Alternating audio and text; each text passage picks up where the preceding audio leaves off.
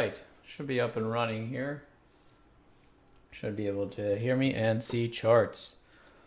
Been closed for about 2 minutes. All right, so we do know where the Qs Inspire closing at for the day. So let's go ahead and get started. Good afternoon. This is Ifan from the Strategic Day Trader, and this is your market wrap for May 17th, 2022.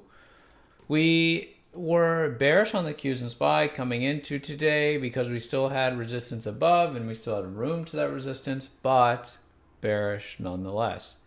So what we ended up seeing this morning was market gapping up. Our resistance was at 306, gapped up to resistance and got sold initially.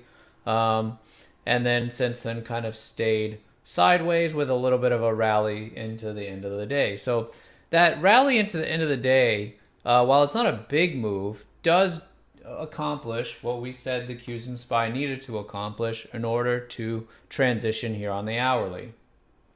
Okay, so that 306 area, it did break. Now, as I outlined last week, if we break this area, and that's 406 on the SPY, it's not really enough to be bullish, although the hourly is now in an uptrend.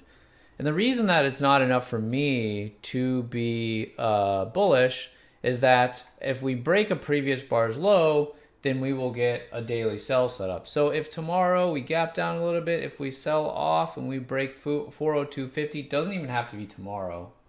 If we move up again more to tomorrow, then it'll just be under tomorrow's low. It's basically just once we break underneath a previous bar's low, that will trigger a daily sell setup. As we've seen in the past, daily sell setups have been pretty impactful. All right, so they have had a tendency to follow through and really signal the next leg down. There's one example, higher, low, and then we break underneath. Okay, here's another example, up, up, up into the declining 20, and then we gap underneath and break below. Here's another one, run up to the declining 20, and then once we break a previous bar's low. Okay, so we've seen this before. Maybe the only time we didn't really get a reaction was here, but that's because we based at the bottom, so there wasn't much of a run up to get to the 20 MA. So we still got some room here until we get there, so that's why I'm saying we could move up still even a little bit more tomorrow, more follow through from that hourly uptrend, but not enough so far to say that this daily is not in a downtrend anymore, right? So the daily, once we produce a lower high here, that's going to be the pivot that I'm going to be looking at to see if that fails, then we can start to be talking about being bullish again in the market. Okay, so that's the plan. Neutral for tomorrow, not bearish anymore because we did break this area. Okay, but not bullish. Okay, so neutral, and that's because of the time frame conflict. Quite simply, we have an hourly or daily sell set up in the way with an hourly transition going on, hourly trying to turn up, daily running into resistance, potentially going to produce a sell setup soon. Okay, all right, let's go over the plays from today. There was a nice gap up on the PARA, nice call from Sammy here to play it after the pullback, not just the initial pullback, but then it got a base off of the rising 20, so that was pretty good on the PARA. Nice follow through on that. There were also a couple decent scalps today. The REE was one. If you played with me in the afternoon here, had a nice pop. Wasn't easy to get out because it flipped really fast, but still from 73 to 86. Actually did not take out a bid on the run up. But then when it flipped fast. I think probably got filled 81, 82. Most people, I got filled 81. So would have been nicer to get it, of course, closer to 86, but sometimes they just flip so fast like that, you don't get a good fill. So, but that's fine, still okay on the REE. And then the EMBK, which it was just getting out of here at the end of the day here, nice base, and then little breakdown there. Again, as a scalp, this actually was working pretty well all throughout this power trend lower. You know, it would get these little pops, and then set up again, pop, and then set up again. So that was a pretty good power trend on the EMBK with good level 2s.